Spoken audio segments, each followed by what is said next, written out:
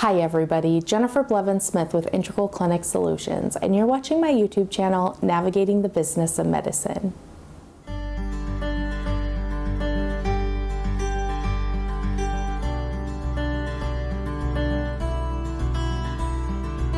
Today I want to talk about patient collections. Now the first thing that pops into your mind is probably that nasty collection company, and you're probably going, oh, we don't like sending patient to collections, or oh, I never want to send a patient to collections. And I totally understand where you're coming from, but just listen to me and hear me out during this video so that one, you get maybe a different perspective on where I'm coming from, and two, to maybe give you some ideas on how to help from sending patients to collections with some internal processes that you could adopt and implement. So you are a doctor that has had patients forever, and the thought of sending them to collections is just not something that you want to do, or it's very last resort type situation, and I get that. But it is necessary as a business owner that sometimes you do have to send patients to collections. Now, when I say patient collections, it doesn't necessarily mean a collection company right off the bat. It just means having a very strict protocol and process internally to work those patient accounts that are severely past due, to give them every opportunity you can to have them pay their bill before you have to send them to a collection company. Collection companies are expensive. They hurt a patient's credit, which now with some new laws, some healthcare bills, and credit isn't being affected that way. But still, I mean, it's just never a good thing because some people might be on hard times and you don't want to add insult or injury, and I get it. This is my suggested workflow. You can take it and use it, you can modify it, you can ignore it altogether, but in my experience, this is what I feel has worked best with approaching patients who have high balances on their accounts. The first thing is you always have to send a statement, and you have to at least send one statement. I suggest sending 3 statements 30 days apart each. So when their balance comes due, you send the statement. Then if they haven't paid in 28 to 30 days later, you send a second statement, and there's something on the statement that is saying that this is our second attempt, or it shows how long their balance has been outstanding with your account at your office. So it could say 31 to 60 days, something to indicate. Then you can send a third statement at the 90-day mark if they haven't paid anything or paid it off, basically. And it could say something like 90 days past due, last attempt, something like that that might catch their attention, maybe in all caps, maybe in red ink. I don't know. It depends on how your statements are sent and who sends your statements and what kind of canned messages you can put on them. Once those 90-day accounts are still outstanding, that's when you really need to put those internal processes in. And that's when those need to be worked and stayed on top of by a designated staff member or staff members, depending on how much there is, to be able to assist with this. So you should have staff running a report every week, bi-weekly, of accounts that have shifted into the 90+ range, where there's still balances that are 90+ days old that are patient balances. Then you need to look at it, see how much they are. I personally would start calling those patients, especially if you have a small intimate practice that you really know your patients. I would give them the benefit of the doubt and I would try calling them. When I call patients, I make sure that it's documented thoroughly, date, time, phone number that was called. You have to be careful because of HIPAA and all of those other rules that you're not leaving too much information on voicemails, but definitely make sure that you're giving them a call, letting them know the office is calling. If I don't get a hold of someone to speak with them, I send a follow-up letter, and I will tell them, depending on your process, if this is the final letter or this is, 120 days past due or however many days, and ask for an immediate response, or else you'll have to take further action.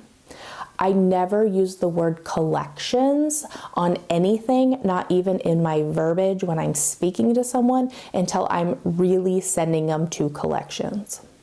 Something to note is that every state has different requirements for collections. Some of them you have to have a certain amount of communication over a certain amount of time. In Oregon, you can't use the word collections as like a threat until you're actually sending them to collections. That's why I just don't even use that across the board. And there are other ways of getting your point across without using that word. And just making sure that when you speak to them, that you are firm and telling them your expectations of them owing you money and paying it, but also showing some sincerity and flexibility with offering maybe an in-house payment plan, no interest. A lot of people like hearing that in-house, no interest payment plan, and they tend to perk up a little bit. Now, when setting up your payment plans, you need to make sure it's the same parameters across the board for all patients. You can't pick and choose which patients get to spend or choose how long they want their payment plans, unless you give all patients a choice of splitting it between 3, 4, 5 months or whatever. Depending on your specialty and depending on how high patient balances get, that's definitely going to be an internal decision. I can tell you in allergy, we had some pretty high balances because of allergy serums for allergy shots and allergy testing, but we didn't do more than 3 months. So, we would take their total, we tell them that we can divide it into 3 equal payments. Their first payment was due the day we set up the payment plan. They got to choose whatever day of the month the following 2 payments were going to be made. So whichever coincided best with their pay schedule from work or whatever. And we would actually have them sign a waiver authorizing us to keep a credit card on file, and we kept track and would automatically run those credit cards on the day of the month that they authorized, by all this being documented and signed and authorized. If they were to miss a payment or a rejection of the credit card, it didn't go through, it was bad, it declined, they had within, I think it was 3 business days to get a hold of us and give us a new card, or we would be making them responsible for the rest of the balance. Like, it kind of null and voided that payment plan agreement. And that seemed to work really well with people.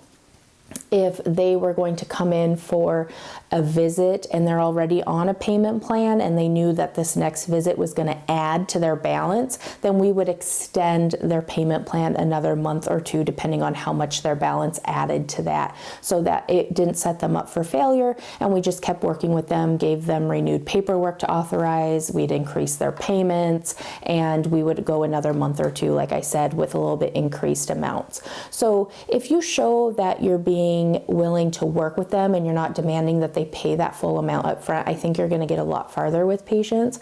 We didn't have to send patients to collections very often, but there are some people who will just outright ignore you. They'll give you cards that are not good. They won't return your call. And those are the ones that you can honestly say you've tried everything to help them pay you and they're not willing to work with you. So those are the accounts that really need to be sent to collections, because those are dinging your AR, making your outstanding accounts receivable look really bad. And so it's really important to keep that clean, keep that up and out of there, so it doesn't keep making your numbers look skewed and just, you can say that you tried. So I feel like the process that I have adopted and implemented in practices is very fair. I think it shows honesty on the practices side of wanting to help them pay their bill in what is affordable to them. but also keeping in business and having money come in, because you can't just run a charitable show all the time, unfortunately. Even though I know a lot of doctors want to, that's where the office managers come in, billing managers, and say, look, I know you have a big heart, but we've tried all of this, and you just have it all documented showing everything you've done. And if it still hasn't worked, then unfortunately, you'd have to send them to collections. But again, make sure you check out your state's requirements for sending people to collections. If you hire a collection agency that you'll be turning these over to, which most likely you will, they should be able to guide you on this and let you know what needs to be documented and how often and all of that. So there is a resource there, or you can consult a healthcare attorney in your area as well. If you have any questions or comments on this topic, please leave that in the comments below. Smash the thumbs up button to help with the YouTube algorithm, and subscribe to my channel if you haven't already. Thanks so much, you guys. Take care of yourselves. Bye-bye.